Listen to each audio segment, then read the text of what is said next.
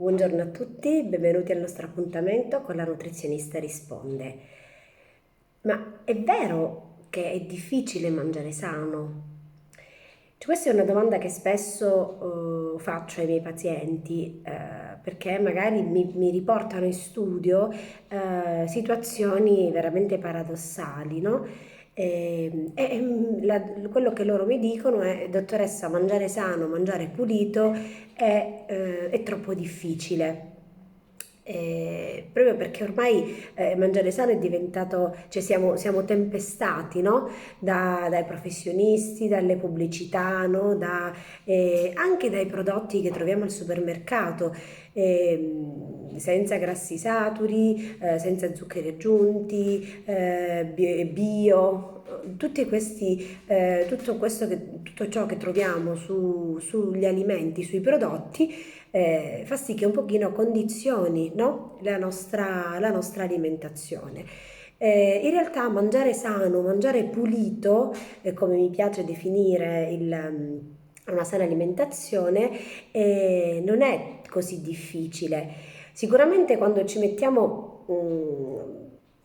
in testa di voler mangiare bene, mangiare sano, la percepiamo innanzitutto come una sorta di privazione, no? Perché c'è questo concetto che tutto ciò che è buono fa male.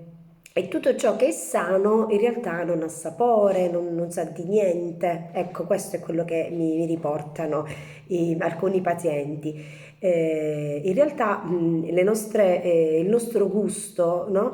Il senso del gusto, quindi le nostre papille gustative andrebbero un attimino rieducate a quelli che sono i sapori veri degli alimenti e non contraffatti da zuccheri aggiunti, da grassi idrogenati e da tanti altri prodotti. Quindi in realtà vedere il mangiare sano, il mangiare pulito come una privazione fa sì che abbiamo già un muro davanti che non ci permette di essere tranquilli e liberi di poter mangiare bene. Sicuramente come se fosse una lotta, no? Una fatica, uno sforzo.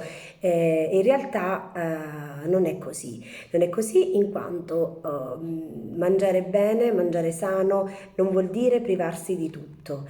È essenziale ed è normale, no? Che quando decidiamo di mangiare bene abbiamo quella sorta di il classico: da lunedì sono a dieta, da lunedì mangerò bene, e questo, diciamo che il mio consiglio è quello di: da ora, in questo momento ho fame e mangio una cosa sana.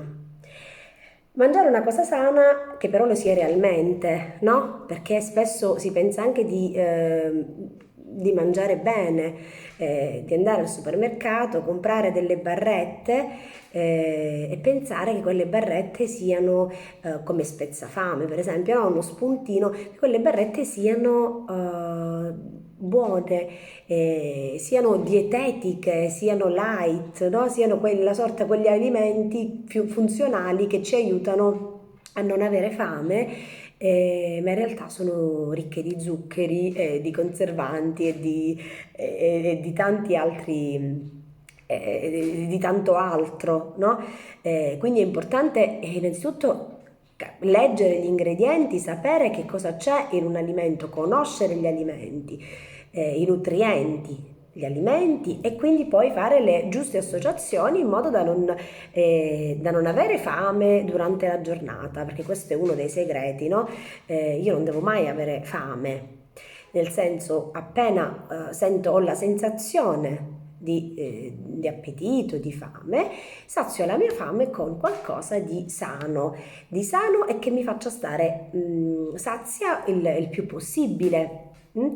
E quindi tutti quegli alimenti che non sono raffinati, che non sono tanto conservati, lavorati, complicati, ok? E quindi il fatto di mangiare sano non è una sorta di privazione, perché noi possiamo mangiare tutto quello che vogliamo e lo dobbiamo fare con moderazione, però, quindi è necessario che ci sia un mangiare stagionale, quindi un mangiare frutta e verdura di stagione, che ci siano i 5 pasti al giorno, almeno quando è possibile, quindi che non ci sia questa sorta di fame incredibile quando arrivo a pranzo o a cena.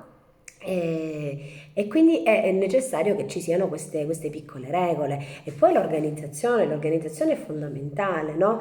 È normale che se io arrivo a casa all'ora di pranzo e non ho preparato niente e ho solo in frigo delle verdure fresche da cuocere.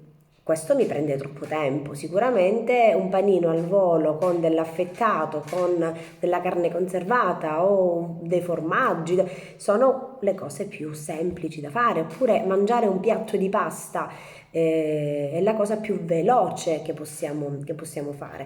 Quindi per mangiare sano c'è bisogno di organizzazione, c'è bisogno di avere o stilare una lista della spesa. No? Possibilmente stilare anche un menù settimanale, perché no? In modo da avere una rotazione degli alimenti, non mangiare sempre le stesse cose, quindi non ci neanche stanchiamo di quello che mangiamo. Quindi ci sono tante cose che noi possiamo tranquillamente fare. Però lo dobbiamo vivere non come una privazione, bensì come una sorta di mangio bene per stare meglio, quindi per raggiungere un benessere psicologico, un benessere fisico, e poi mi concedo le mie eccezioni, mi concedo la mia pizza il sabato sera, mi concedo la mia pasta con i frutti di mare la domenica se scendo al mare.